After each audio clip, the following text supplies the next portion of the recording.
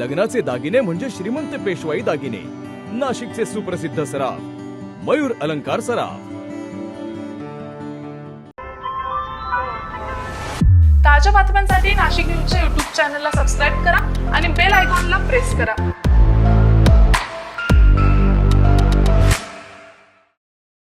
महाराष्ट्रातील शिक्षण व्यवस्था सध्या गंभीर प्रश्नचिन्हाखाली आलेली आहे। जिल्हा परिषद शाळांची दुरावस्था, समूह शाळा धोरणामुळे होणारी शाळाबंदी आणि NCERTच्या पाठ्यपुस्तकातून मराठा साम्राज्याचा नकाशा हटवल्याचा मुद्दा सध्या चर्चेत आहे। या पार्श्वभूमीवर शिक्षण मंत्र्यांच्या राजीनाम्याची मागणी आता जोर धरू लागली आहे। ग्रामीण आणि आदिवासी भागातील विद्यार्थ्यांसाठी जिल्हा परिषद शाळा हा शिक्षणाचा मुख्य आधार मानला जातो।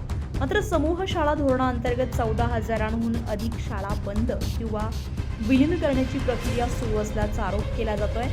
RTE कायद्यानुसार 1 किलोमीटर अंतरात शाळा मिळणे आवश्यक असताना विद्यार्थ्यांना 5 ते 10 किलोमीटर दूर पाठवण्याची वेळ येते। शासकीय आकडेवारीनुसार राज्यामध्ये 2,560 पेक्षा अधिक शाळा बंद पडल्यात। 15 ते 37,000 शिक्षक पदे रिक्त आहेत। अनेक शाळा एकशिक्षकी झाल्या असून मूलभूत सुविधांचा अभाव गंभीर आहे। पिण्याचे पाणी, स्वच्छतागृहे, वीज आणि मैदान यांसारख्या सुविधांची कमतरता स्पष्टपणे दिसून येते। आज महाराष्ट्रामध्ये जिल्हा परिषद शाळांची परिस्थिती अतिशय दैनंदिन करून ठेवलेली आहे।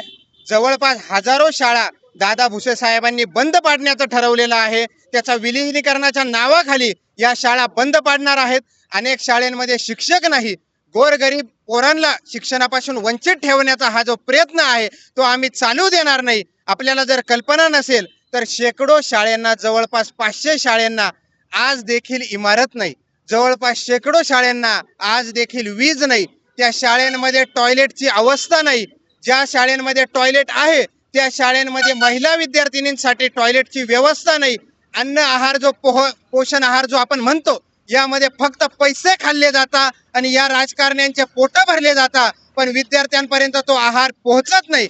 खरोखर यांनी एकच गोष्ट ठरवली आहे, जिल्हा परिषद शाळा बंद पाडायच्या। या पोरांना, गोरगरिबाच्या पोरांना रोजंदारीच भविष्यात करण्याची वेळ आवी ही परिस्थिती निर्माण करण्याचा प्रयत्न होत आहे।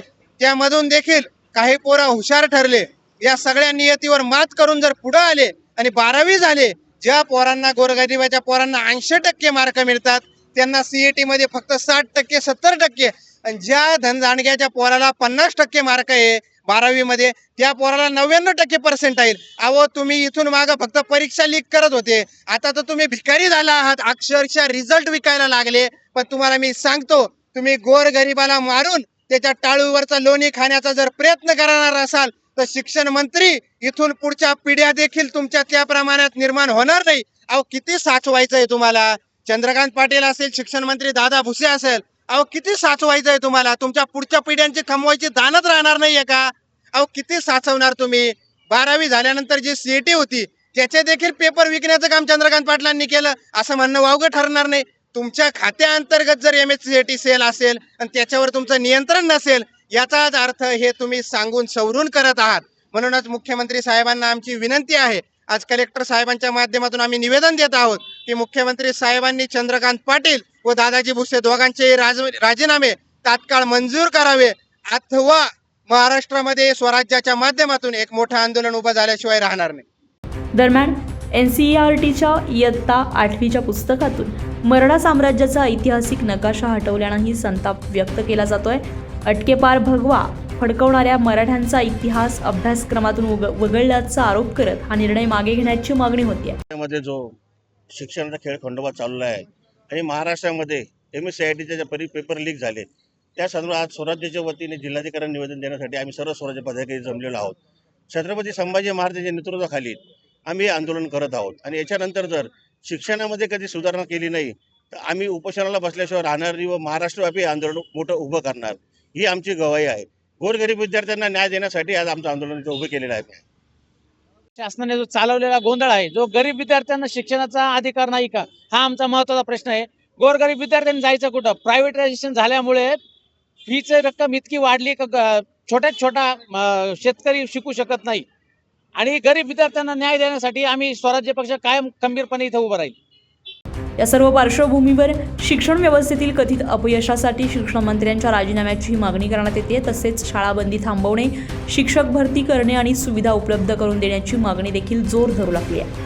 ही मागणी डॉक्टर रुपेश हरिश्चंद्र नाट्य पाटील, रेखा जाधव, केशव गोसावी, विजय खरजूल, ज्ञानेश्वर थोरात, संदीप अवारे, रोशन खैरे, नितीन पाटील आणि सागर पवार यांनी केली आहे. संजय परमार, नाशिक न्यूज, नाशिक. ताज्या बातम्यांसाठी नाशिक न्यूजच्या यूट्यूब चॅनलला सबस्क्राईब करा आणि बेल आयकॉनला प्रेस करा.